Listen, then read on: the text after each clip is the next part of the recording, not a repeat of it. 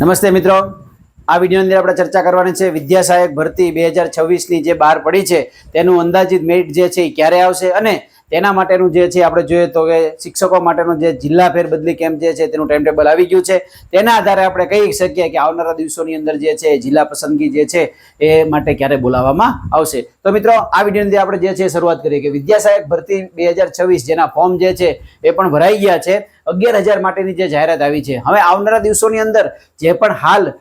PTC ની અંદર જે બીજા વર્ષની અંદર જે અભ્યાસ કરે છે તેનું પરિણામ આવશે અને એ પરિણામ આવ્યા બાદ એ લોકોને વળી પાછા પોતાના ડોક્યુમેન્ટ જે છે અપલોડ કરવા માટેનો સમયગાળો આપશે અને એ સમયગાળો આપ્યા બાદ પછી જે છે એ મેરિટ લિસ્ટ બહાર પડશે। પહેલા પ્રોવિઝનલ મેરિટ લિસ્ટ બહાર પડશે અને પ્રોવિઝનલ મેરિટ લિસ્ટ બહાર પડ્યા બાદ પછી જે છે વિદ્યાર્થી પોતાનું મેરિટ લિસ્ટ ચકાસ કરશે અને ચકાસણી કર્યા બાદ ફાઇનલ મેરિટ લિસ્ટ જે છે એ બહાર પડશે। એટલે અંદાજે જે છે મે મહિનાની અંદર જો પીટીસી જે હાલ બીજા વર્ષની અંદર કરે છે તે લોકોનું જે છે પરિણામ જાહેર થઈ જાય અને એના ડોક્યુમેન્ટ અપલોડ કરી અને પછી જો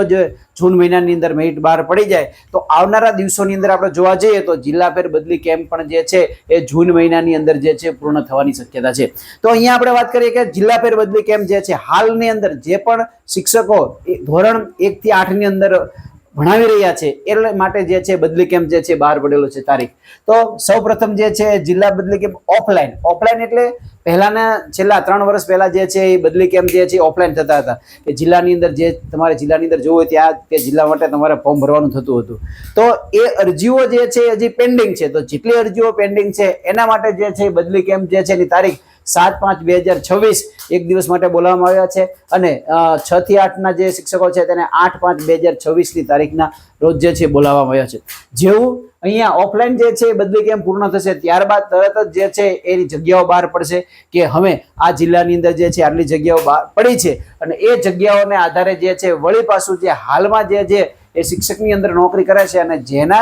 જે નોકરી કરે છે તે જિલ્લામાં જો એના 5 વર્ષ પૂર્ણ થઈ ગયા હોય તો જ બીજા જિલ્લાની અંદર જે છે એ બદલી કરાવીને જઈ શકે છે। તો એવા શિક્ષકો માટે જે છે પહેલા અરજી કરવામાં આવશે 11/5/2026 થી લઈ આની આખી પ્રોસેસ આવશે, ડોક્યુમેન્ટ વેરિફિકેશન થશે અને છેલ્લે જે છે જિલ્લા પસંદગી કરવામાં આવે અને નિમણૂક ઓર્ડર જે છે 28/5 ના રોજ જે છે આપવામાં આવશે। હવે આ એક તબક્કો પૂર્ણ થઈ ગયા બાદ જે પણ જગ્યાઓ ખાલી પડી છે જનરલ કેમ્પ કરવામાં આવશે। તો વળી પાછો જનરલ કેમ્પ જિલ્લા ફેર બદલી કેમ્પ માટે જે છે એ જે પણ જગ્યાઓ ખાલી પડી છે એ જગ્યાઓની અંદર જે છે વળી પાછી અરજી કરીને 29/5/2026 થી લઈ એ જનરલ કેમ્પ જે છે ચાલશે અને એ જનરલ કેમ્પ જે છે 11/6/2026 ના રોજ જે છે પૂર્ણ કરવામાં આવશે। અને અહીંયા આ કેમ્પ પૂર્ણ થયા બાદ અહીંયા તમે જુઓ તો 1 થી 5 ની અંદર કેટલી જગ્યાઓ કયા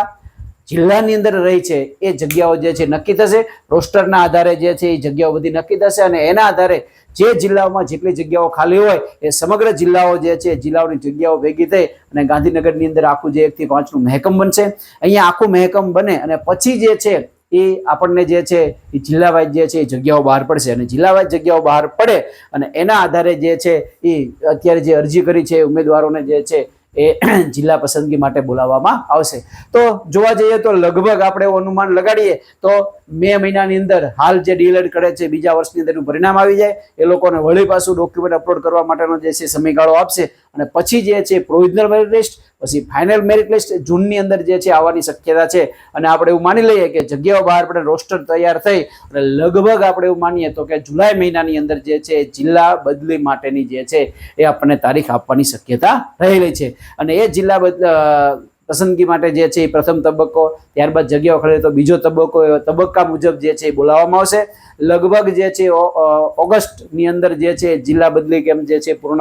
જિલ્લા પસંદગી જો પૂર્ણ થઈ જાય અને ત્યારબાદ જે છે એ શાળા પસંદગી માટે જે છે બોલાવવામાં આવશે। તો આની અંદર જેટલી પણ ઝડપી થાય એટલી ઝડપી જે છે આવનારા દિવસોમાં જે છે એ સરકાર દ્વારા કરવામાં આવશે। શિક્ષણ સમિતિ જે છે આના માટે પણ ખૂબ ચિંતિત છે। આવનારા દિવસોની અંદર જે છે એ જોવા જઈએ તો જે પણ નવા અપડેટ આવશે ચોક્કસથી આપણા વિડીયોમાં આ ચેનલ મારફતે જે છે તમને જણાવશું। અસ્તુ, જય હિન્દ, જય ભારત।